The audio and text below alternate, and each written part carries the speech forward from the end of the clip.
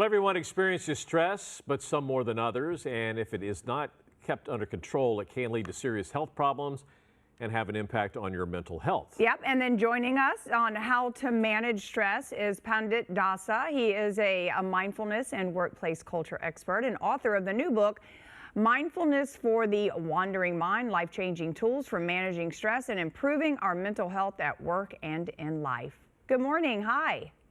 Hi, good morning. Thank you for having me. I guess it's not morning in Florida. It's a little bit later there. Afternoon, Friday afternoon. All right, great to see you. Let's start with talking about the different causes of stress. A lot of people get stressed out for different reasons, right? Yeah, I mean, there are obviously a lot of things that happen in our life.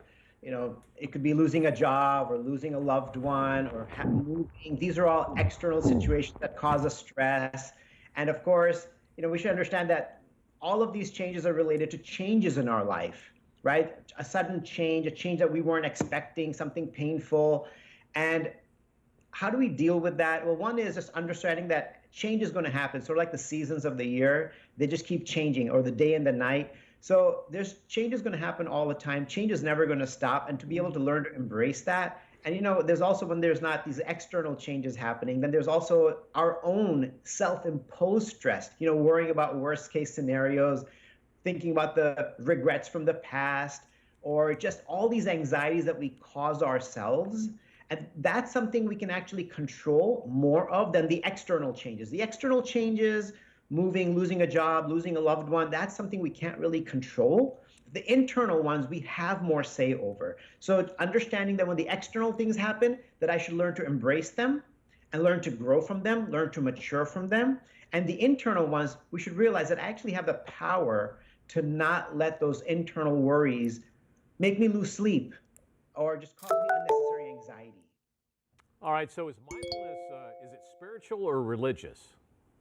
Well, it can be either, both, or neither. It all depends on how you're approaching it. For a lot of people, it can be a spiritual thing. It can be a religious thing. When I was living as a monk, it was a very spiritual tool for me. But the way I teach it in corporations, I talk about how there's a lot of research around mindfulness showing that if you practice it in a secular manner, through a variety of breathing exercises, through a variety of focusing and gratitude meditations, not involving prayer or any mantras, if done in a secular way, it can actually provide a lot of benefits like reduction of stress, reduction of anxiety, reduction of depression. It can help improve one's emotional intelligence, right? So it can be done in a very secular way where it won't infringe on one's own personal belief system. Because I know there is a fear out there. Sometimes when people hear about mindfulness, they think that, okay, it's a religious thing, it's a spiritual thing.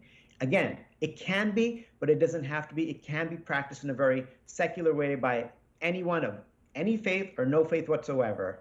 Also, we talk about meditation with being mindful, and a lot of people are afraid of meditation. Are there other ways that we can work and live mindfully?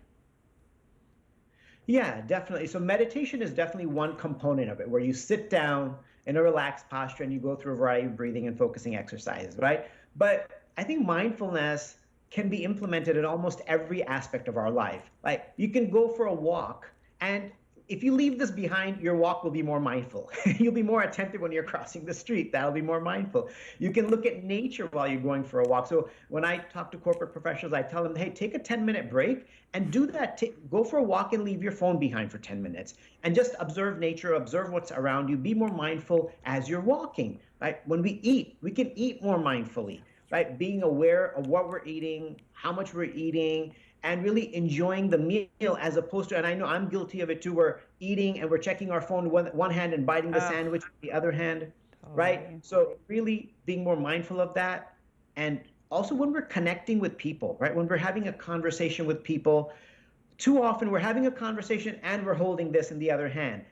Letting the other person know that, yes, you're important, but if this thing rings, I'm going to answer this. So I think one of the best ways to be mindful is when we're interacting with each other, either professionally or personally, trying to leave our device behind and really just attentively giving them our full focus. And when we listen to other people, actually listen to understand and not to respond, because we're too often formulating responses to other people's comments before they've even finished. That means we haven't really heard them properly. So these are so many other ways that we can practice mindfulness in addition to the meditation practice.